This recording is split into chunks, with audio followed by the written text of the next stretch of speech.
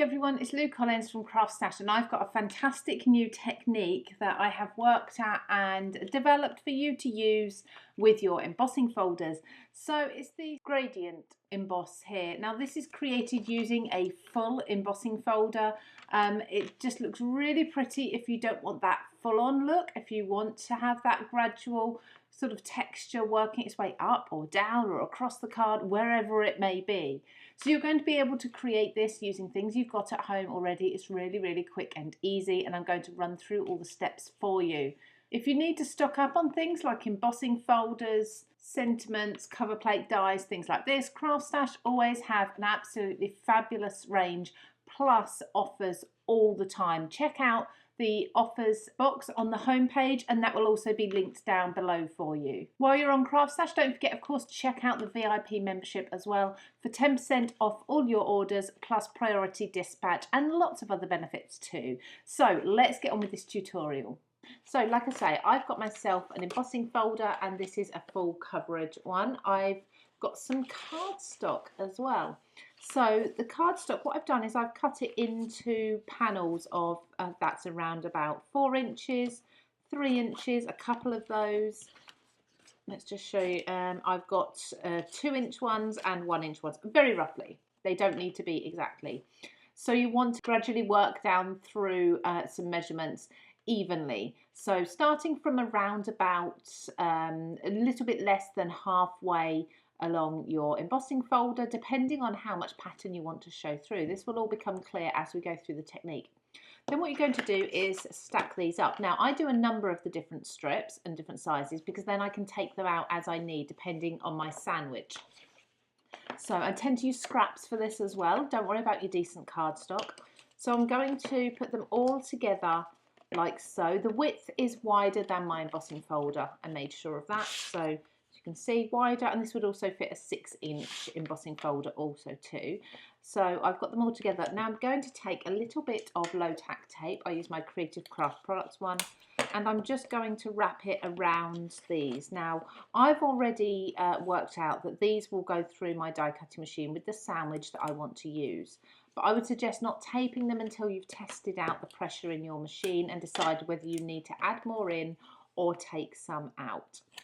So I've got 2 1-inch strips, I've got 2 2-inch strips, 2 3-inch strips, and 1 4-inch strip. That's what works for me.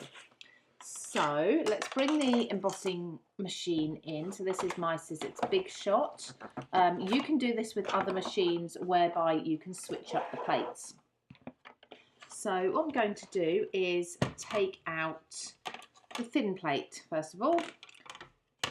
Pop my clear plate in, put my shim in. We're going to call this the shim. I'm going to put my embossing folder in with some cardstock between it.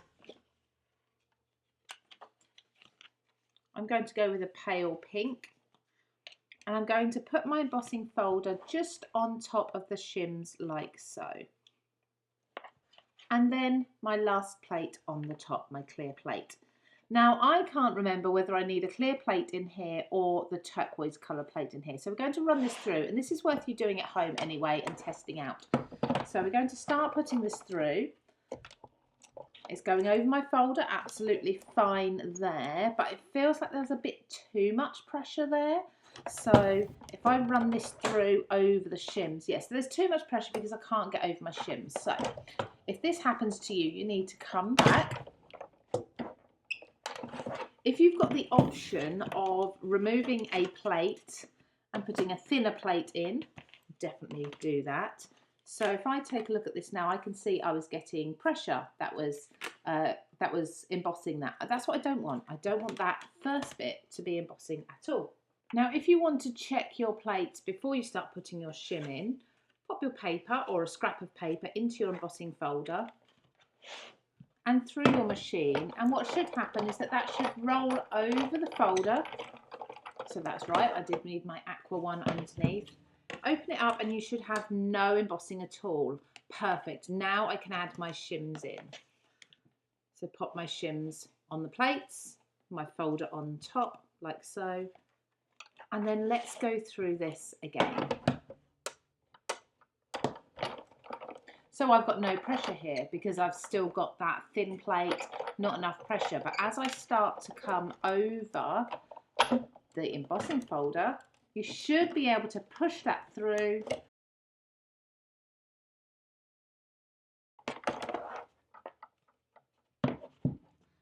And now we should have a lovely gradient emboss. So you can see you've got a light emboss here and it gets deeper and darker as it works its way down. So it's really pretty. Now, as I say, the more of these you have and the higher they are, the higher up that emboss is going to be in your folder. So now I'm going to ink this so you can really see where we've got that kind of ombre look. So there's comparison with the ink on of the partially or ombre embossed piece and of course the full piece, so you can see the difference. How pretty is that? If you wanted to stamp a sentiment at the top, for example, maybe wrap a piece of ribbon round where it starts embossing and where it's straight, you can do that, but it just gives you other options with your embossing folders. Thank you for watching this technique, everybody. I hope you've enjoyed it. Don't forget to take advantage of that offer, of course, available on CraftStash until the 30th of November. All the details will be down below for you. You can subscribe to the YouTube channel just here. You can find anything that I've used here in the CraftStash shop here, and we think you're really going to love this video just here. Take care, everybody. I'll see you again very soon.